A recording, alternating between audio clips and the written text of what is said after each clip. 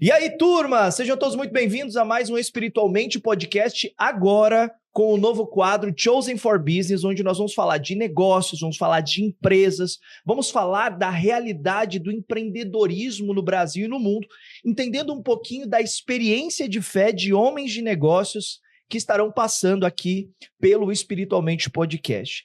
Antes de começar o nosso episódio de hoje, eu quero que você venha aqui embaixo e você se inscreva nesse canal. Se você ainda não se inscreveu, se inscreva para você ser notificado para todo novo episódio que for ao ar. Bem como também deixa o seu like e comenta. Comenta e compartilha para mais e mais pessoas poderem ter acesso a esse episódio de hoje. Deixa eu entrar então no nosso convidado de hoje. Demo Oliveira é especialista em expansão de negócios, com mais de 20 anos de experiência em marketing, vendas, modelagem e estruturação de negócios. E conta com marcas como Unilever, Claro, TIM no seu portfólio, bem como também recentemente ele atuou nessas empresas e agora também deixou uma composição de diretor executivo da Samsung para compartilhar com mais pessoas a sua capacidade de produzir, conduzir na execução de projetos em expansão, inovação, desenvolvimento e transformação. Hoje, a sua missão é impactar empresas, indivíduos e a economia de forma exponencial, ajudando a prosperar. É casado com a doutora Kelly Oliveira e pai de 2 meninas. Seja muito bem-vindo, Demo. Um prazer estar aqui com você. Muito obrigado pela sua presença. Muito bem, estamos com o nosso convidado aqui hoje e eu quero que você que está aí no podcast acompanhando, deixe os seus comentários, faça as suas perguntas que a gente vai estar respondendo aí, que a gente vai estar tirando as suas dúvidas também. E eu gostaria que você deixasse de onde você está falando, sua cidade, seu estado, seu país, para que a gente possa te conhecer mais também. Dema, eu tive acesso a você através do seu livro As 7 Inteligências da Expansão de Negócios. E esse livro, ele fala sobre as 7 chaves para sair da estagnação, transformar seu negócio em um líder de mercado. E uma das 7 inteligências me chamou muita atenção, que é a 7ª inteligência, que é espiritual.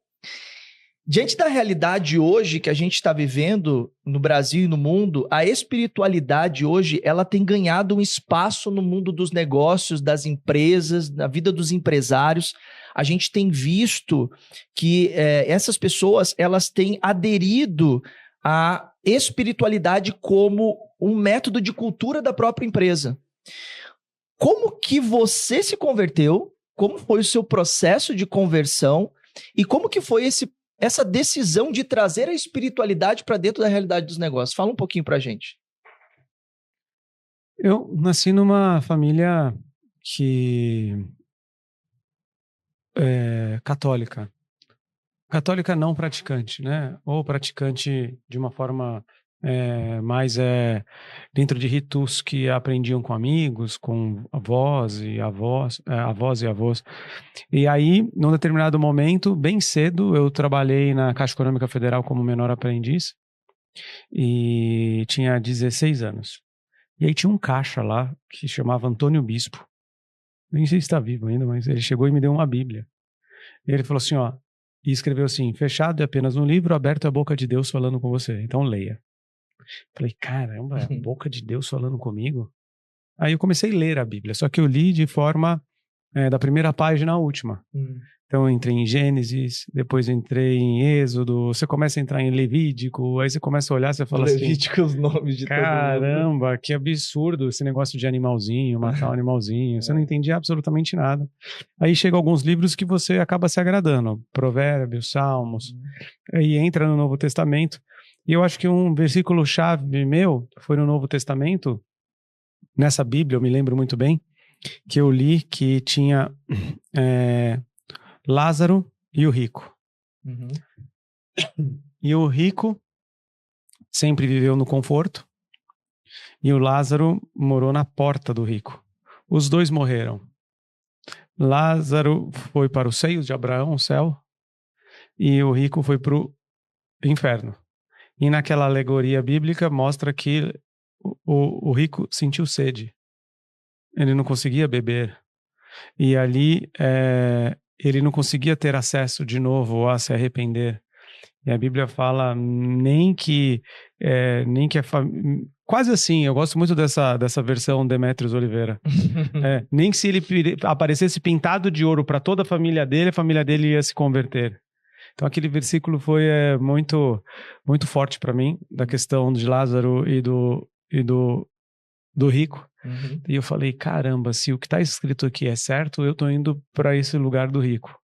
Eu era pobre. Não tinha a ver com dinheiro. Tinha a ver com Jesus, né?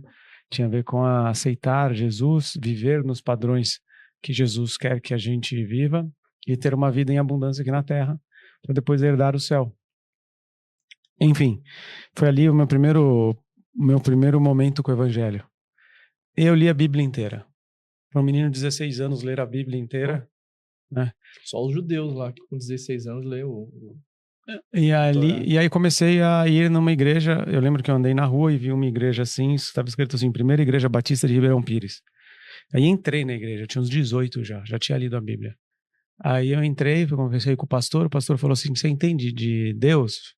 De Jesus? Eu falei, entendo tudo. Eu falei, eu já fui no Seixenoê, eu já fui na igreja de crente, eu já fui no Mormons, eu já fui no Testemunho de Jeová, eu já fui no Kardecista, eu já fui na Macumba, eu também já li cartas.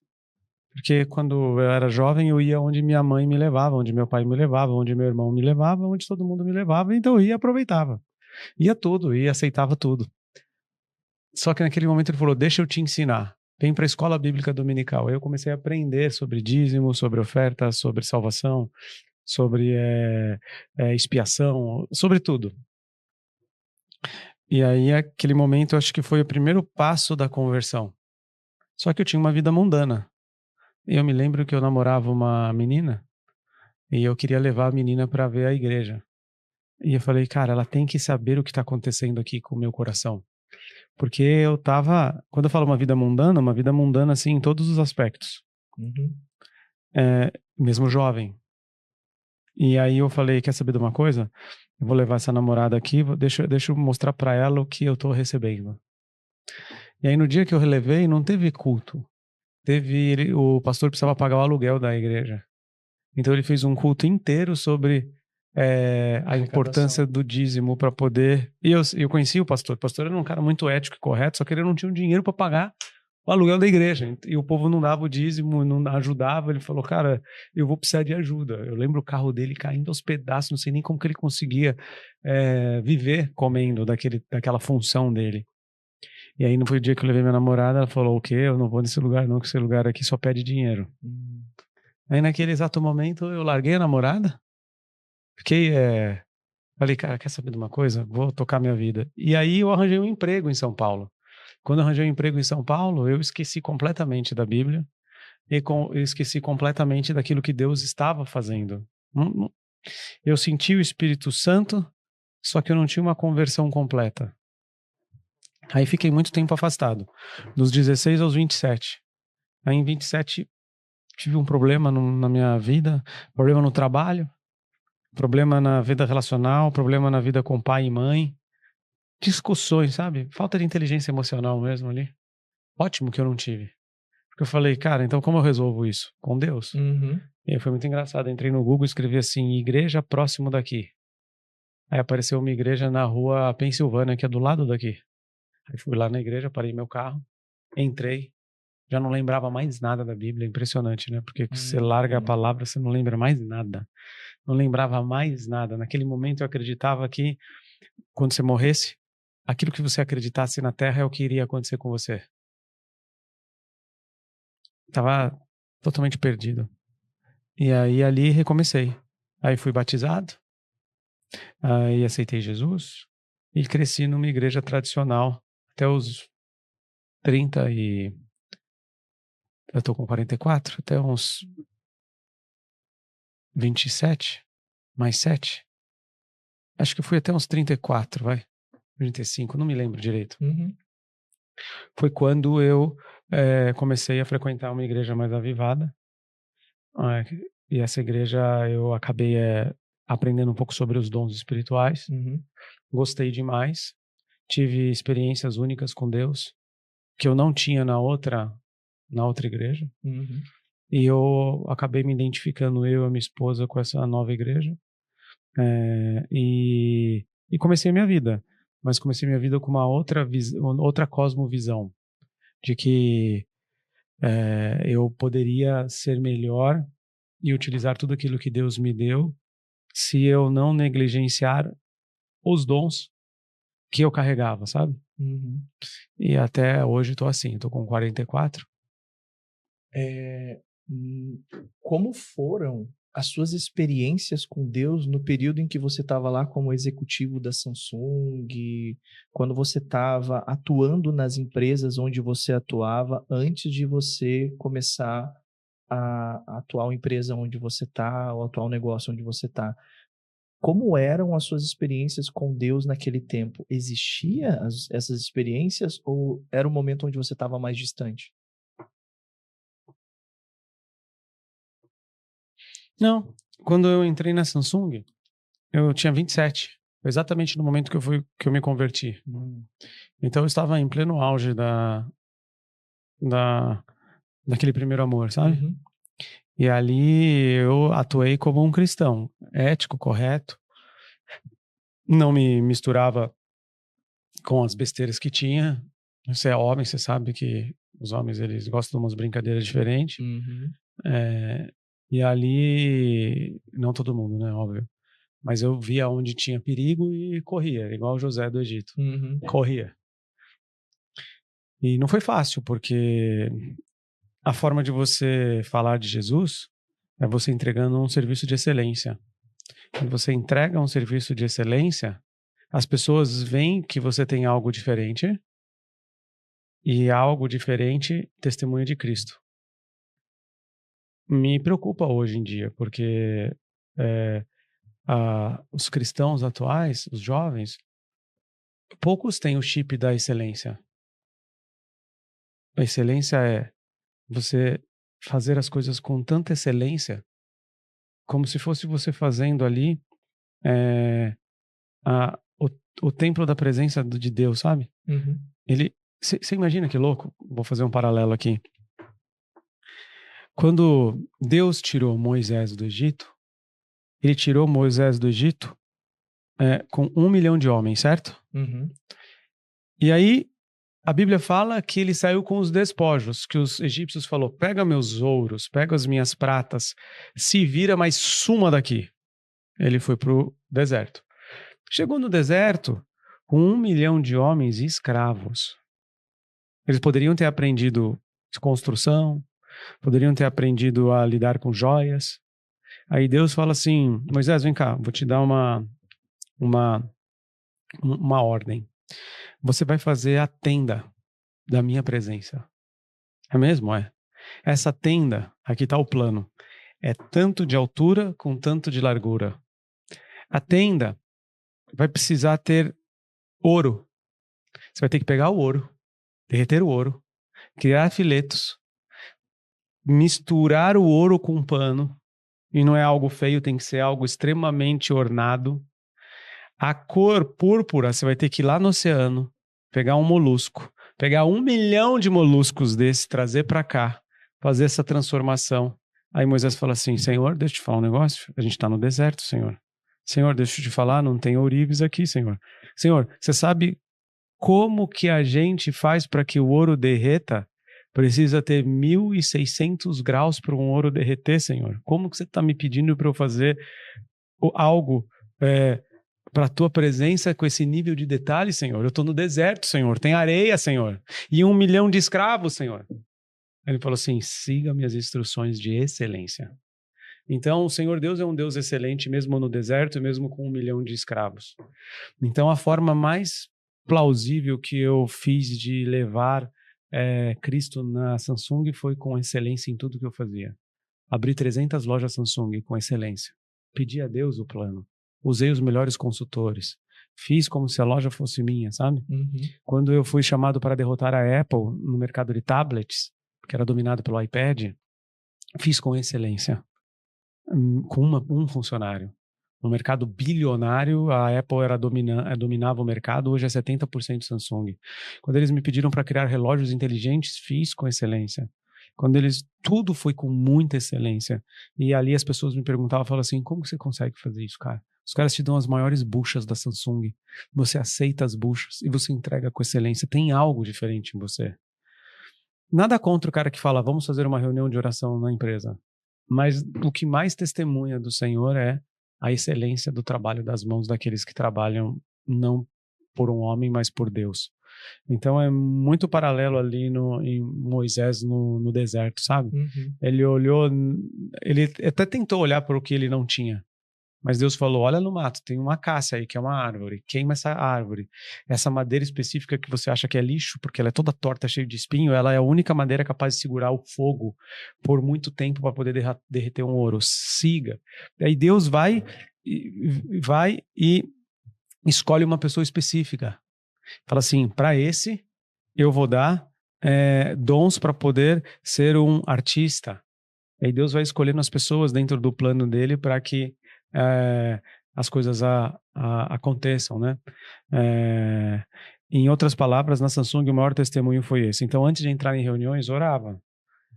Antes de contratar, orava. Em momentos muito difíceis, jejuava. Tinha os pilares muito, muito fincados na terra de Jesus, os padrões bíblicos, porque não tem como. Você está num mundo onde lá, eu lembro que no meu andar tinha 500 pessoas, uns 2 crentes secretos, que só descobri depois de anos, e eu e a tia do café, que era assembleana, nós dois, e um dia eu tava triste, ela falou assim, não fica não, Jesus mandou ir de 2 em 2, então vamos embora. Eu, o diretorzão, ela a menina do café, e Deus amava ela de uma profundidade muito grande. Então foi com excelência de trabalho. Eu nunca fui um crente banderola que colocava assim, Jesus é amor, eu tô fora. Mas eu distribuía a Bíblia, distribuía pão diário, que é o presente diário, sabe? Falava, ó, lê isso aqui, lê isso aqui, lê isso aqui, devocional. Então eu distribuía ali, e muita gente me lembra de mim até hoje, fala, Dema, você vinha, passava de mesa em mesa e distribuía um pão diário. Que legal, etc. Então foi desse jeito. E foi desse jeito também, ouvindo a voz de Deus, tentando pegar instruções de Deus, que eu saí da Samsung e fui abrir minha própria empresa, que é a Goshen Land. Legal. Inclusive, tem muitas curiosidades, né, acerca dessa decisão, inclusive o próprio nome. Quando eu saí da Samsung, primeiro, a Samsung, eu estava cansado já. E aí e nesse momento foi o momento da transição da igreja tradicional para uma igreja mais avivada. Então eu deixei os dons do Espírito virem e eu fui usado. Eu lembro que a primeira vez que eu fui batizado no Espírito, comecei a falar em línguas. Eu achava aquilo loucura. Falava, não, é loucura. Eu acordava de madrugada falando em línguas. Eu falava, meu Deus, o que está acontecendo comigo? Minha esposa também. Eu falava, cara, aí eu saí pra correr na rua, aqui na Avenida Santo Amaro. Aí tinha um manco na minha frente, cara. Mancando, ele não tinha meio pedaço de perna, sei lá. O Espírito Santo falou, vai lá, ora sobre ele. Eu falei, não, você tá louco. Não vai lá e ora sobre ele. Você tá louco, não vou fazer isso não. E aí eu começava a negar o Espírito Santo, e o Espírito Santo falando, vai lá, faz o que eu tô te mandando. Eu não.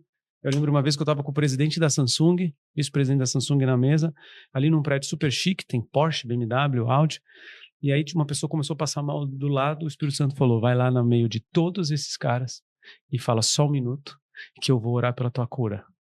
Eu não fui. A vergonha, o orgulho de ser taxado, já era taxado como crente, e agora crente louco, eu não fui. Então, mas o Senhor Jesus me perdoou. Fiquei na dúvida do manco agora, pô. Manco não foi curado, fiquei com medo. Não foi nem no manco e nem na... Essas duas... A partir daquele momento eu percebi, eu falei, Deus, tenha misericórdia de mim, eu sou novo nisso. Me dá uma colher de chá que eu vou mudar isso aí. Aí agora não tenho mais essa vergonha, não. Agora tropeçou na frente, não quero saber se é macumbeiro, se é cristão desviado, se é cristão da igreja A, se é cristão da igreja B, se acredita em extraterrestre, vem pra cá, o máximo que vai fazer, o cara vai lá, tô louco, não acredito, tá bom.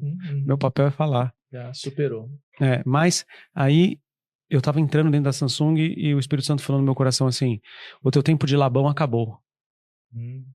Então eu falei, opa, peraí, 14 anos, Labão foram 7 mais 7. Depois ele ficou mais 6 anos, mas foi por decisão dele. Mas eram 7 mais 7 o compromisso. Então, O Labão que ele tá falando é a história de Jacó, né? Jacó trabalhou pro sogro dele. Sogro dele super Eu entendi que o Espírito Santo estava falando que Labão era a Samsung, que aquilo que eu fiz na Samsung já acabou, deixa a Samsung agora, vai para você. Falei, pô, tá bom. E eles te ofereceram salário igual foi oferecido pro Jacó? Não. O sogro dele ofereceu mais salário para ele, dizendo, não. Tipo, quanto você quer para ficar aqui comigo? Não, mas eu recebi uma proposta para trabalhar na Bridgestone. Tinha uma vaga de CEO do Brasil ali, pneus. E aí aquilo lá bateu bastante no meu coração. Tipo, eu tava querendo não aceitar a palavra de Deus e tava querendo aceitar um emprego. A minha sorte é que, cara, chegou no final, não passei. Mas eu agradeço a Deus por não ter passado, porque eu fui até a última entrevista e meu coração era, eu quero ser CEO. Ego, medo de querer abrir empresa no Brasil. Enfim. Aí eu saí. Ao sair, eu falei, Deus, o que eu faço? Então eu comecei a fazer consultoria para as empresas crescerem. Porque a metodologia que eu usei na Samsung para derrotar a Apple, a metodologia que eu usei na Samsung para abrir lojas, a metodologia que eu usei na Samsung durante 14 anos foi escrita, que é esse livro aí, que é As 7 Inteligências. Ela diz que para toda empresa crescer, ela precisa de 7 forças, que é marketing, vendas, tecnologia, finanças, pessoas, inteligência emocional, inteligência espiritual, saber comprar concorrente. Não é assim, uma mentoria de vendas vai salvar a tua empresa. Não. Uma mentoria de vendas vai te ajudar na tua área de vendas. Mas uma empresa, ela é multidisciplinar. É como se você falasse assim, leia o livro de Provérbios que está tudo bem para você. Não. Tem Salmos, tem Gênesis, tem livros para instrução, livros de sabedoria, livros de profecias. Então existem lógicas para expandir um negócio. É tão complexo como criar a tenda da presença de Deus no deserto com 1.000 escravos. 1 milhão de escravos. Então precisa ter a metodologia. Então eu usei isso na Samsung. Usei isso com processos mesmo, sabe? Com consultoria, aprendendo. Falei, pô, vou fazer disso um livro. Aí criei um livro. E aí desse livro, agora em maio eu lanço o próximo, que chama Oitava Inteligência. Vou falar um pouquinho depois. E aí comecei a usar isso em consultoria com empresas. A empresa me pagava, eu usava essa metodologia e aquilo que eu fiz na Samsung, eu comecei a focar em pequenos e médios. Porque aquilo que estava na Samsung não chegava no pequeno e médio, porque era muito caro para o pequeno e médio. Eu falei, então vou fazer chegar. Aí eu comecei a ajudar uma empresa, 2 empresas, 3 empresas. Começou eu, uma voluntária, depois eu, um voluntário, um estagiário, depois eu, voluntário, estagiário, um vendedor, depois eu. E foi indo, aí trouxe um sócio, que é o Vitor. Aí foi indo. Passaram-se 2 anos. Eu saí em 2023, a gente está em 2025 ainda. Passaram-se 2 anos. Em 2 anos de trabalho, utilizando essa metodologia nas empresas, a gente ajudou muita empresa. Então a gente ajudou empresas que faturavam 1 milhão chegar em 5. A que faturava em 5 chegar em 10. A que faturava em 10 chegar em 20. Então, mas não é algo simples, não tem fórmula mágica, é tempo, dedicação, utilizar consultoria, porque o que é a consultoria, Douglas? A consultoria eu faço por você. Faço a pesquisa de mercado, faço tudo. Toca pau na tua vida, deixa eu estudar. O que é a mentoria? Senta aqui que eu vou te ensinar. A gente criou algo que é as 2 coisas juntas. Mentoria com consultoria. Então eu te ensino, mas ao mesmo tempo faço por você, junto com você, e vamos executar. Então o empresário não precisa de mais uma mentoria, cara. Alguém explicando. Na segunda-feira ele não consegue fazer mesmo. E ele também não precisa de consultoria. Ele pega aquele negócio, aquele Excel super difícil e guarda na gaveta. Ele precisa os 2 ao mesmo tempo. E é complexo isso. Você tem que entrar em cada uma das inteligências, tem que entrar em marketing, tem que entrar em vendas, tem que entrar em finanças, tem que entrar em logística, tem que entrar em tecnologia, tem que entrar na inteligência emocional do cara, porque os líderes estão se matando um com o outro. Você tem que entrar na inteligência espiritual e falar assim, você tem fé? Porque se você não tiver fé, você vai acreditar em algo que você está formando do quê? Não existe o que a gente está planejando. Então, e eu pedi, no momento de abertura da empresa, eu pedi um nome. Então eu peguei a Bíblia. Abri a Bíblia, coloquei o dedo no meio, aleatório.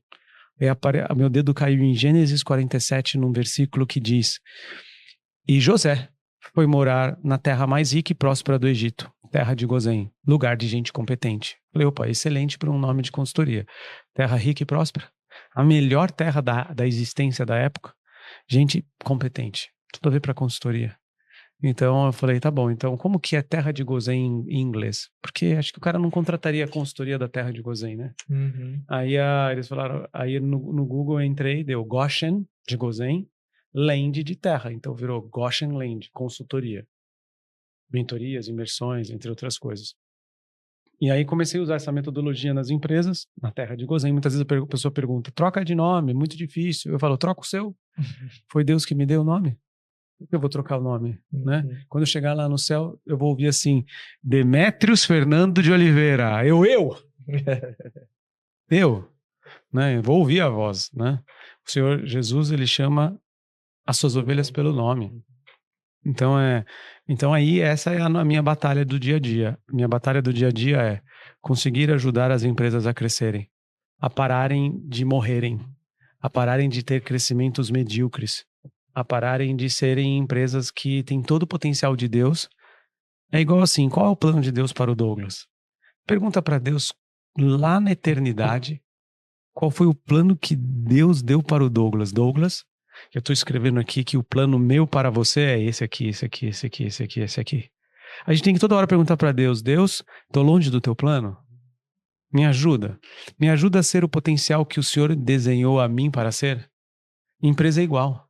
Senhor Deus, o Senhor me levantou como empreendedor mesmo? Sim ou não? Se for sim, que tipo de empreendedor?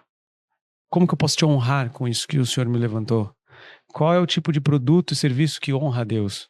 Qual é o tipo de estratégia e metodologia? Se o Senhor deu estratégia e metodologia para o homem construir a arca, para o homem construir a tenda da presença de Deus no deserto, você não vai dar a metodologia para ele construir uma empresa que tenha sucesso e que passa de geração em geração? Tá aqui, ó. As 7 inteligências da expansão de negócios. Daí a gente está falando num bebê, 2 anos. Mas coloca na perspectiva de 10, de 20, de 30 anos. 2035, 2045. Você imagina essa Bíblia sendo pregada a todos os empresários, a todo momento, a todo local, de toda forma, com toda força e energia. Cara, as empresas não morrerão tanto. As empresas terão mais longevidade, as empresas prosperarão. E aí não adianta só a prosperidade financeira, né? Porque quando você cria uma empresa que ela cresce, você precisa estar com seus padrões bíblicos. Por isso que uma inteligência espiritual, se você não coloca ali a presença de Deus dentro da empresa, você cresce, aí você troca de mulher, arranja uma mulher mais bonita, uma nova, você compra um carro, nada comprar um carro legal, mas quais são os pilares principais? Você sonega imposto, você vira ganancioso. Então, se não tiver o crivo não só da cosmovisão, mas dos pilares de um cristão maduro, a tua empresa ela é como se fosse um carro desgovernado. Ela cresce, cresce, cresce e bate no muro lá na frente. Ou pior, pode não bater no muro. Pode ir até acabar a gasolina e o piloto apagar os olhos. E aí ele falou, fiz o quê? A Bíblia fala assim, pobre, louco, porque ele falou... O rico falou assim, eu juntei nos meus celeiros. Deixa eu parar, contemplar o meu sucesso e juntar em mais celeiros. Aí ele fala, louco, amanhã mesmo tua vida ali será tirada. Então, né?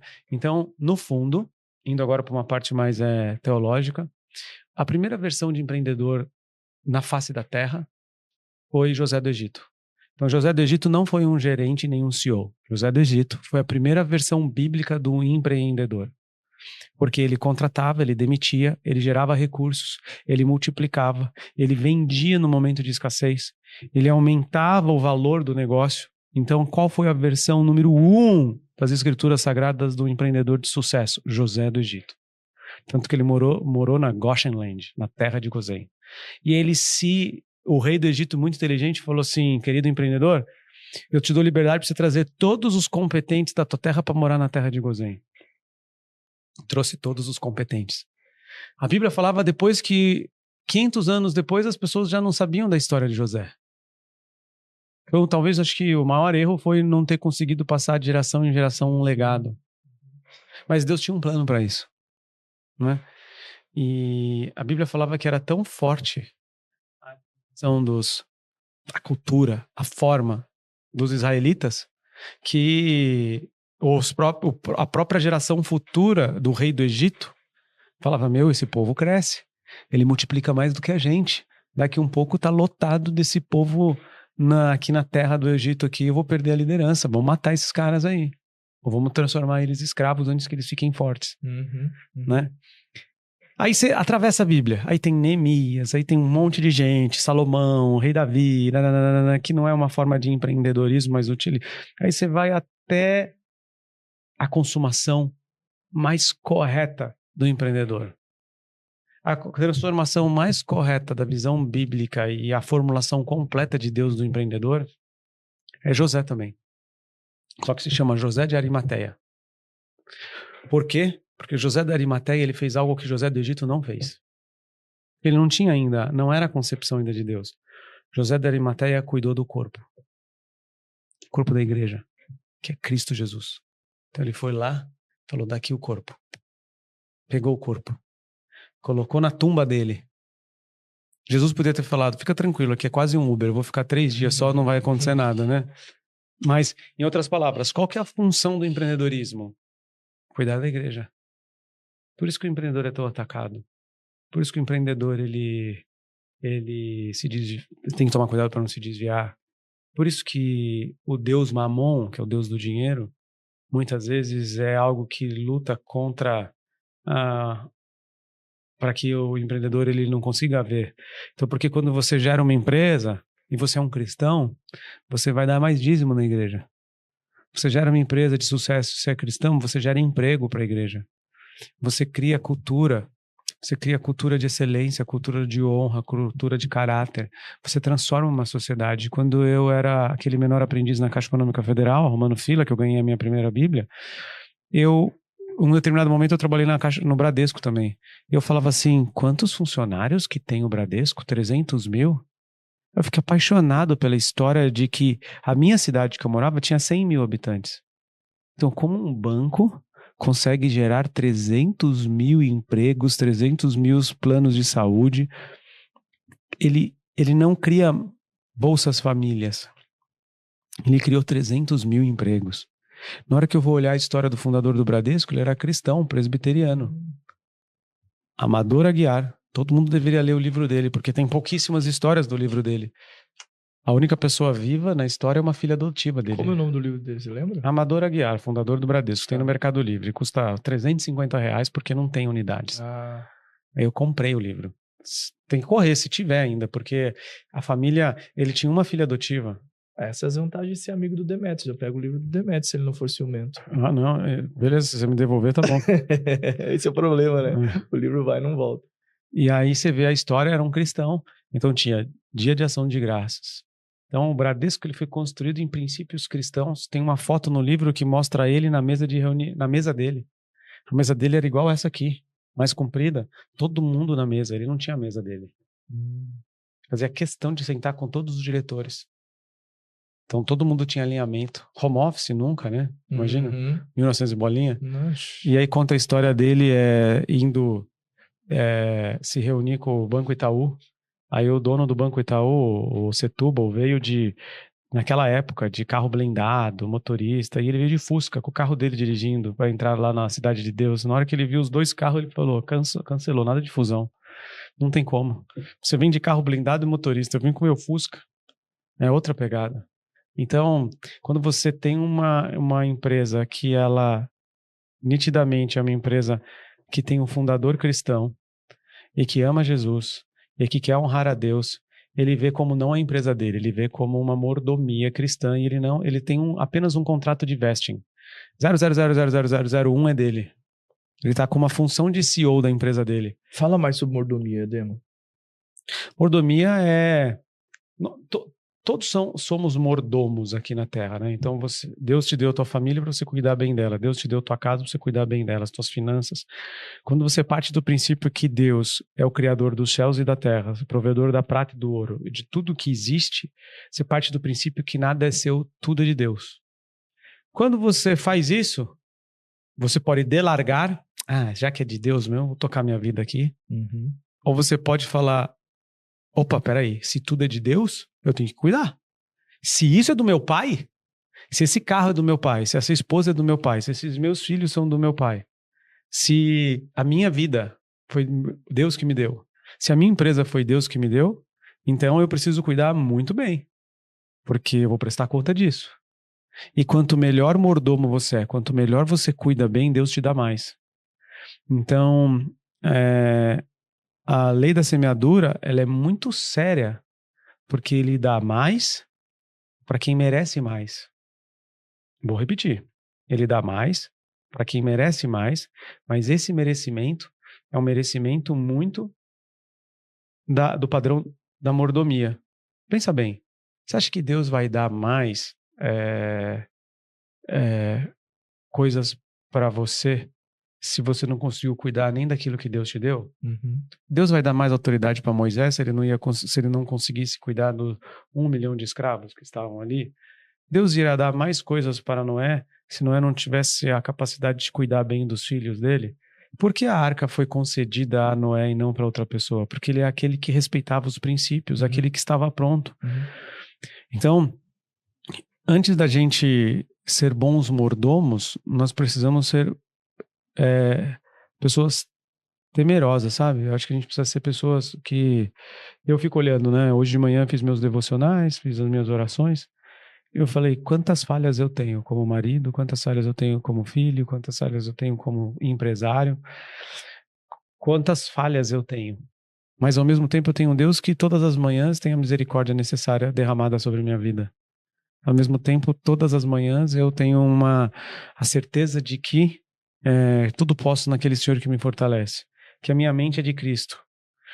E aí eu tenho que sempre tentar entrar numa mente de obediência. E obediência é mordomia. É você obedecer àquela atividade que Deus te deu. E a mordomia, ela é ensinada em várias parábolas. Parábolas da mina, parábolas dos talentos. Aquele que escondeu, Jesus falou assim na mordomia, na parábola. Você está condenado. Seria melhor você ter deixado o seu dinheiro no banco. Aquele que conseguiu multiplicar, Deus falou, servo fiel, vou te dar mais um pouquinho. Então, a lei da semeadura é muito sério. Conforme Deus te dá, você tem que ir multiplicando aquilo que Deus te dá até o último dia da tua vida. E isso não tem a ver com dinheiro, isso não tem a ver com riqueza. Porque ela gruda naquele verso, seja fiel, aquele que é fiel no pouco, no muito será colocado. Então eu vejo que Deus dá todo momento para nós a habilidade de mordomia. E eu sinto isso na pele como líder da empresa. E eu falo assim, meu Deus, será que tem algum mordomo aqui?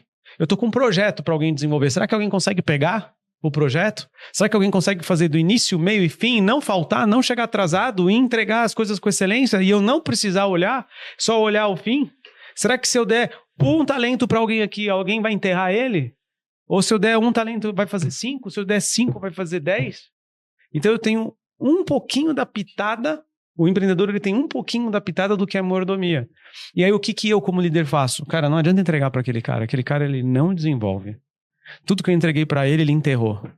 Ou pior, perdeu. Então eu vou entregar para o melhor. Vem cá, fulano. Melhor. Vem cá, vou entregar para você. Porque você, eu sei que se eu der, mesmo se eu estiver lotado, você vai fazer mais. Então tá aqui, servo bom e fiel. No pouco foste te colocado, no muito te colocarei. Servo bom e fiel, você foi um bom mordomo. Te dei projetos que você multiplicou, não 50, não 100. Então tá aqui o aumento de salário. Tá aqui novos projetos. Tá aqui, você tá na construção de ser um líder. Você tá na construção de ser um sucessor. Tá aqui, José do Egito. Mas em contrapartida, o empresário ele fica assim, meu Deus, então já que Deus deu o mundo para que a gente multiplique e prospere dentro do mundo, eu tenho certeza que Deus paira os olhos dele na terra e fala, cadê o próximo bom mordomo? Cadê? Aí você olha no mundo, pessoas que mal têm o conhecimento de Deus, que conseguem ser excelentes e bons mordomos daquilo e conseguem prosperar, e você fala, devia ser um cristão lá no topo, mas não é.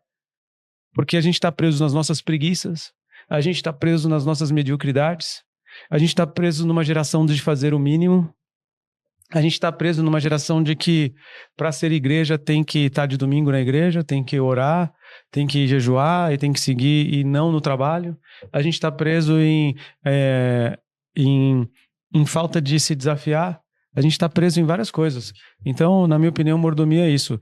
Olha o belo. Pega Michelangelo, pega uma arte que Michelangelo fez.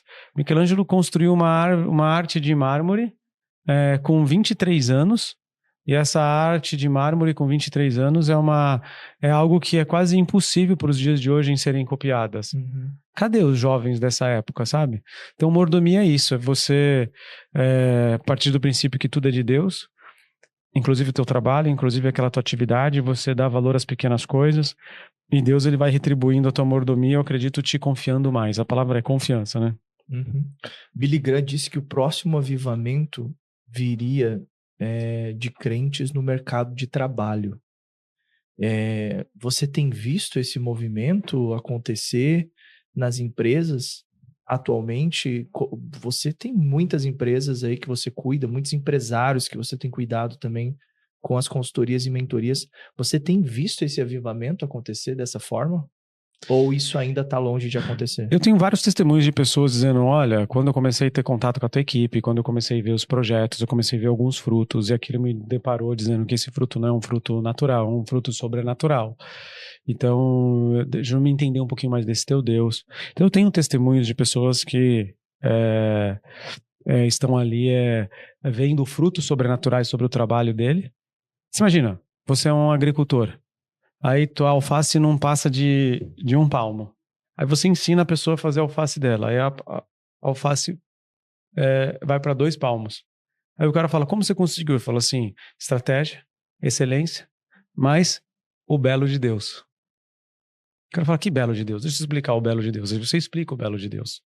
Aí é como a parábola dos leprosos. Alguns voltaram, outros seguiram a sua vida. Então, dos que voltaram, eu tenho visto muita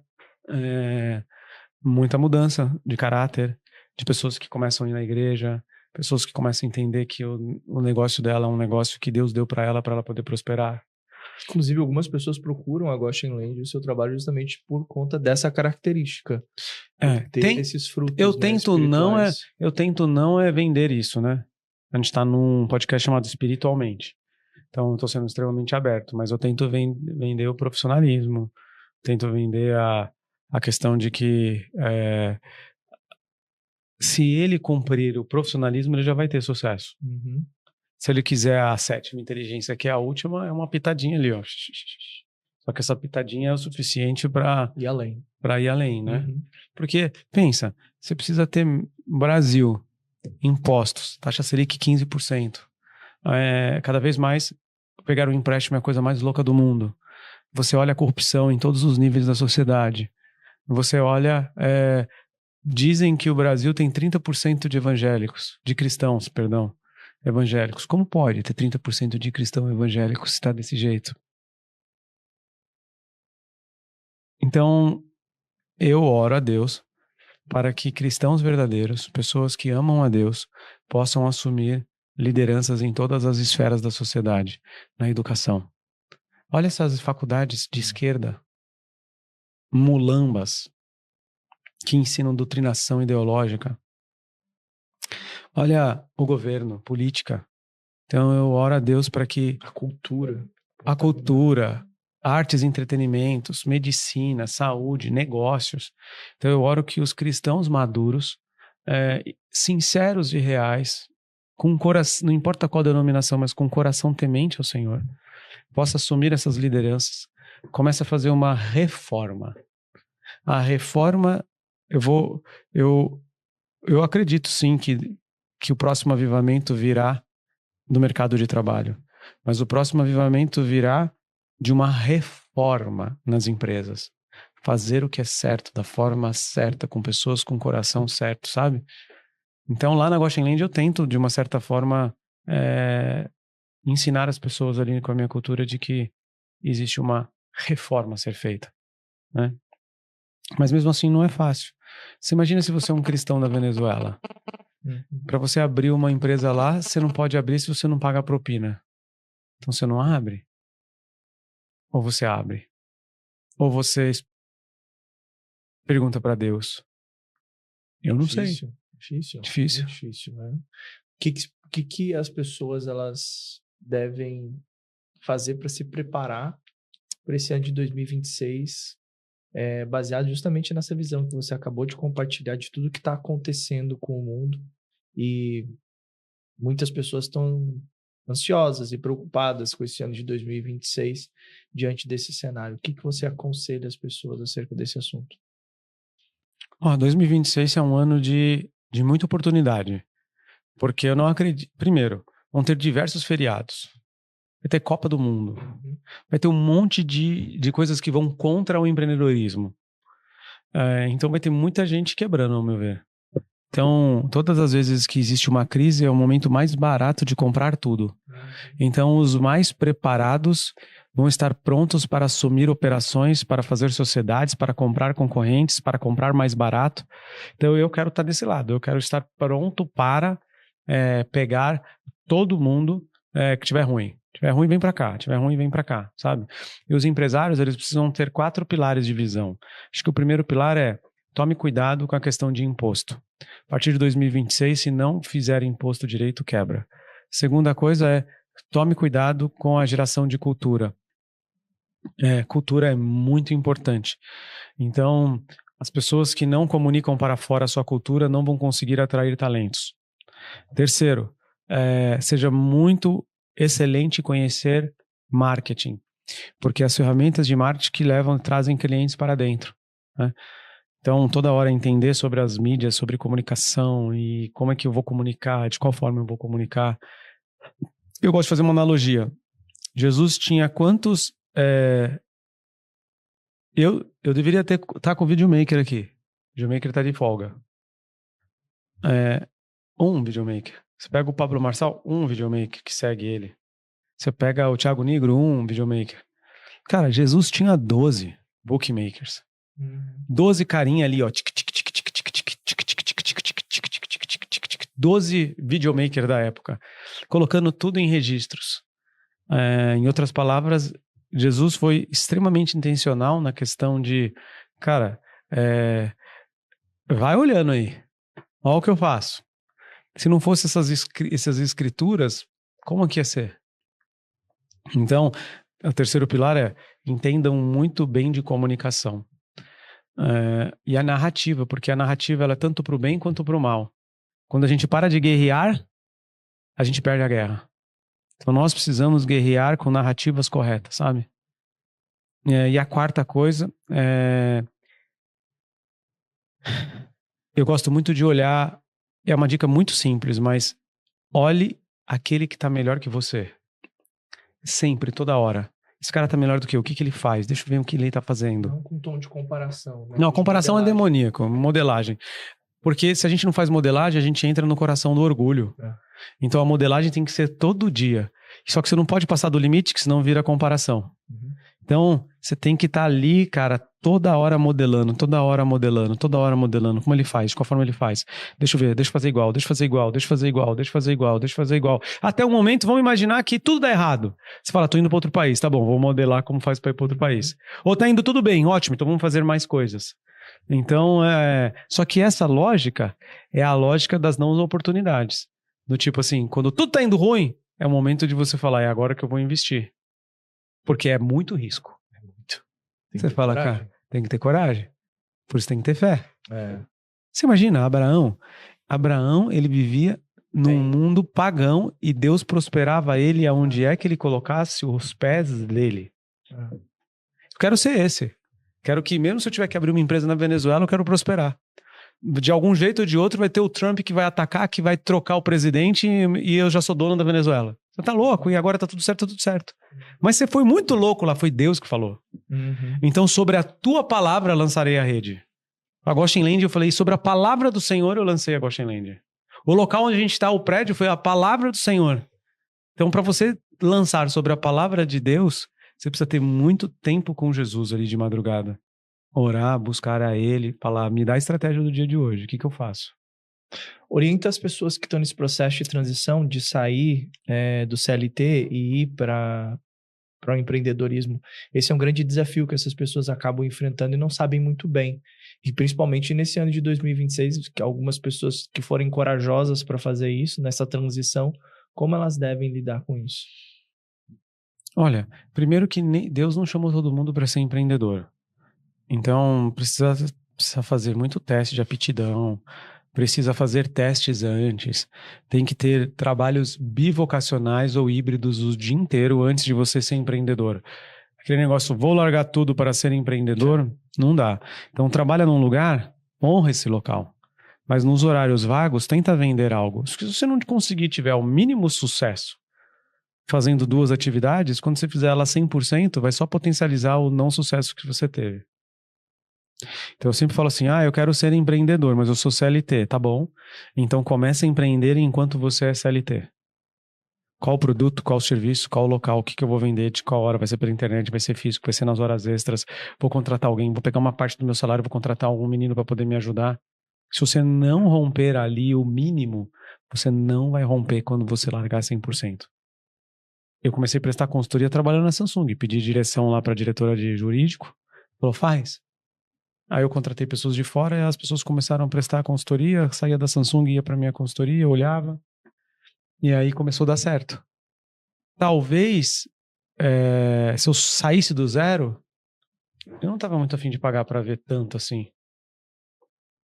Deus me deu a palavra, mas e a coragem? Deus falou, vai lá, abre o mar, é a coragem. Teve que levantar o cajado. Em outras palavras, testa. Então, empreendedor, não, talvez você não seja chamado. Pergunta para Deus qual é o teu chamado. Deus fala. Não, ele não fala. Não, é que você não ouviu. E aí, se Deus também respeita a tua opinião. Mas não esquece que uma coisa é você com 18 anos, 20 anos, outra coisa é você com 50. Quais são os riscos que se eu tomar essa decisão?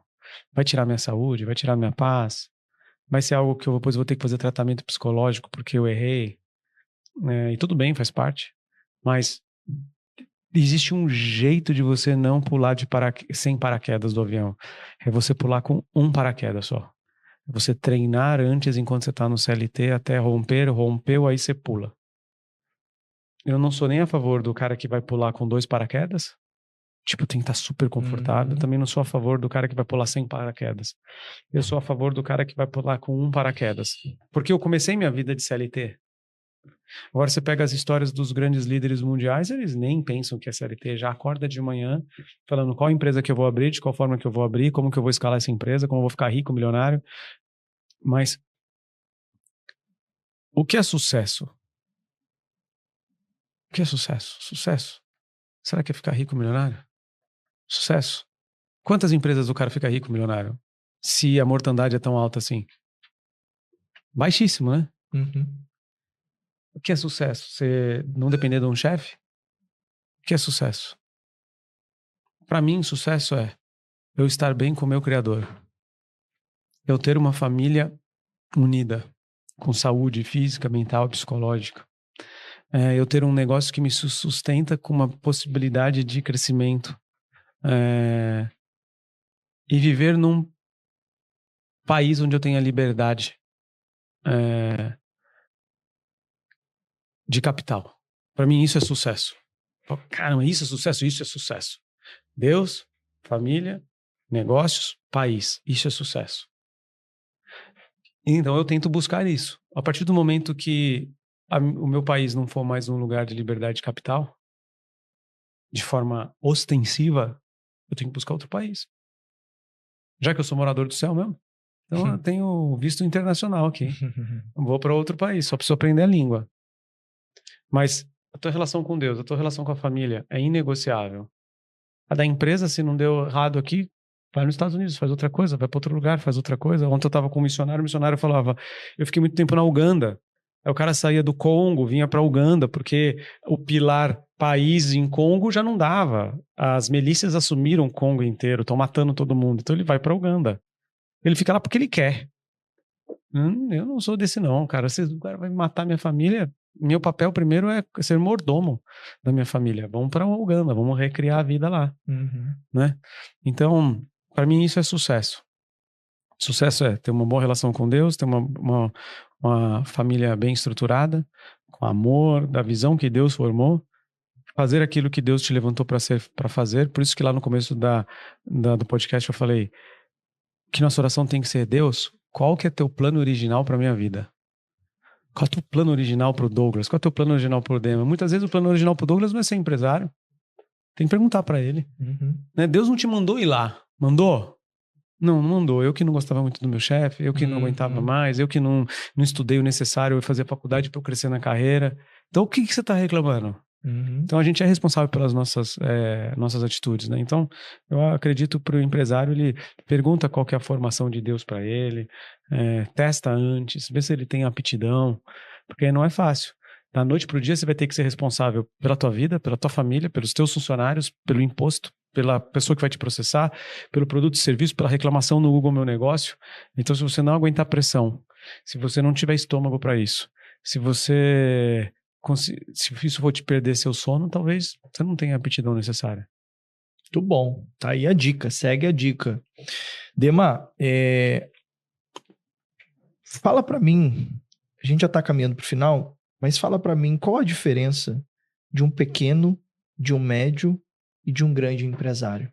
São etapas diferentes, são realidades diferentes, e como que esse empreendedor, ele consegue trilhar esse caminho de maneira eficiente? O pequeno empresário, ele ainda está testando a hipótese dele. Abrir uma barraca de cachorro-quente, desenvolver um curso online, criar um software. Então, ele ainda está testando as variáveis.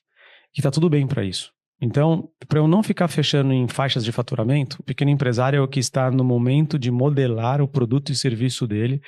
Ainda não tem muito noção da marca e de branding, ainda não tem muita noção de pessoas.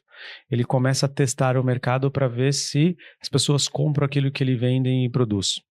Aí esse pequeno empresário, ele vai modelando esse negócio a ponto de profissionalizar. Cria empresa, cria CNPJ, cria marca, o produto dele já vai começando a ter pequenas melhorias, ele já vai criando pequenas subprodutos daquilo. Então, se eu vendia feijoada, agora eu vendo feijoada para levar. Se eu vendo consultoria, agora eu vendo curso online. Então, ele vai criando pequenos modelos. E aí, quando você chega numa formulação onde você consegue ter um produto sendo vendido para um determinado tipo de público e a tua empresa consegue ter sobrevivência, você passa da primeira fase. Aí você vai na segunda fase, que é a fase de escala. O que é escala?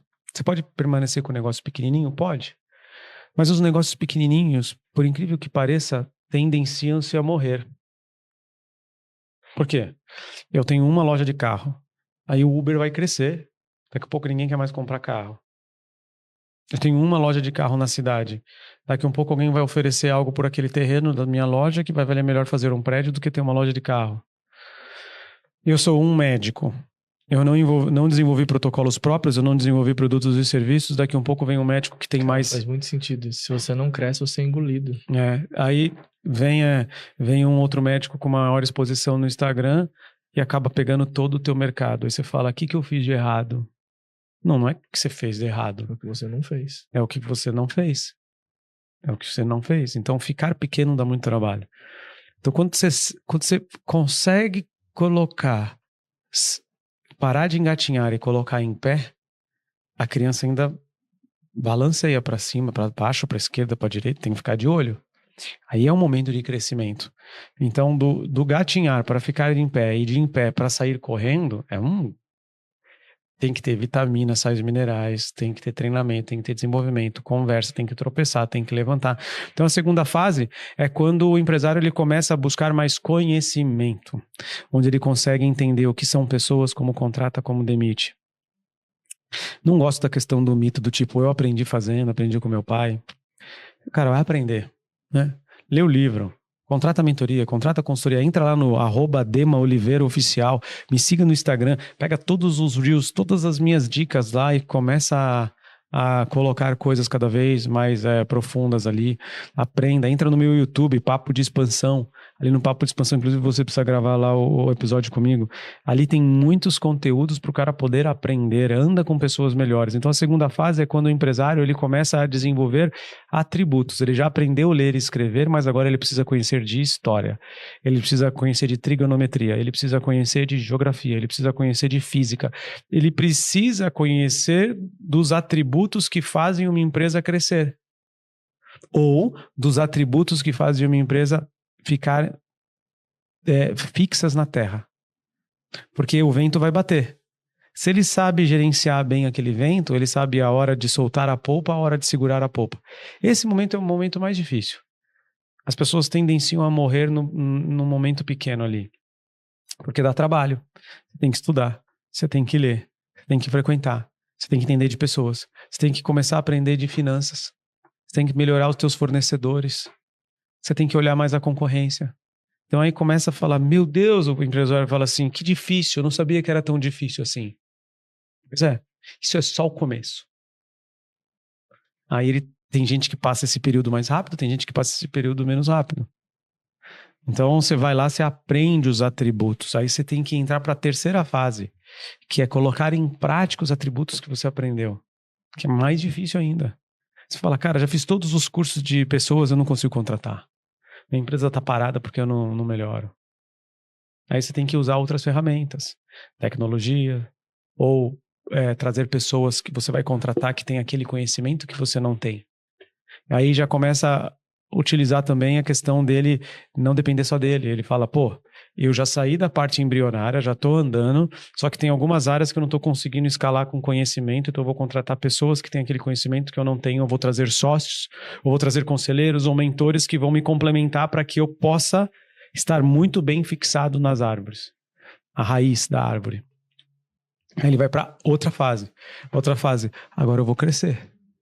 Eu vou arriscar um pouquinho mais, vou pegar um dinheiro emprestado, vou pegar um Pronamp, vou pegar um FGI, vou trazer um investidor que vai colocar um pouquinho mais de dinheiro.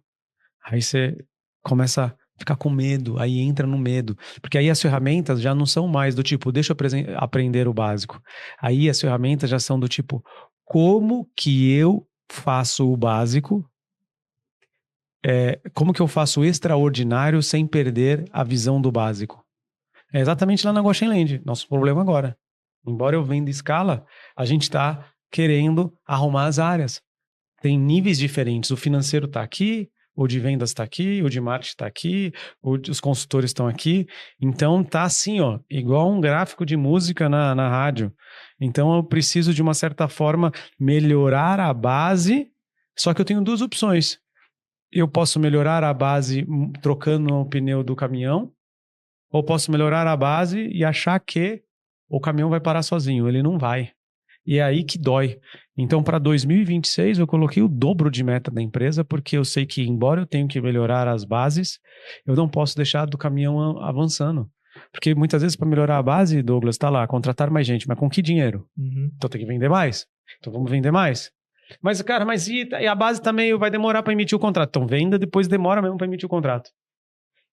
Então aí agora é a fase de escala, que a primeira fase de escala é aguentar a pressão de fazer a empresa vender mais, alavancar mais, desenvolver novos produtos e serviços, trazer pessoas mais competentes, mandar as pessoas que não prestam embora.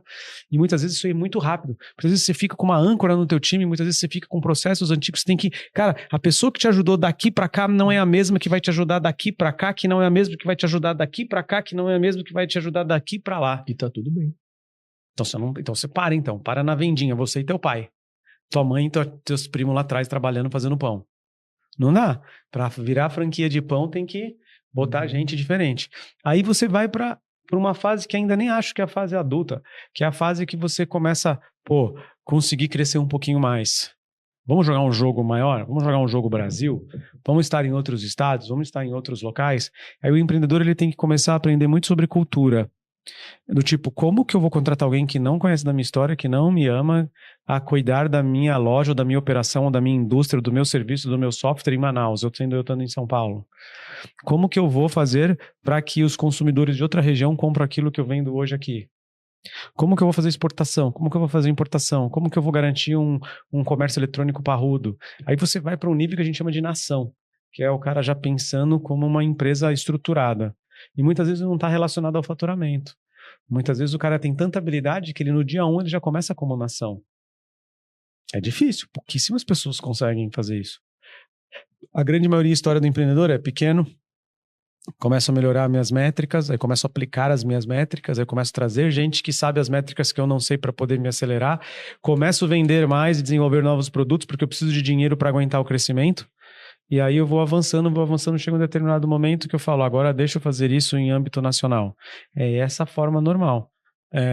A forma anormal é quando o cara fala, eu sou grande, já venho com dinheiro, já vou contratar os caras grandes, porque ele já não é a primeira vez, já é a 15ª vez que ele faz aquilo.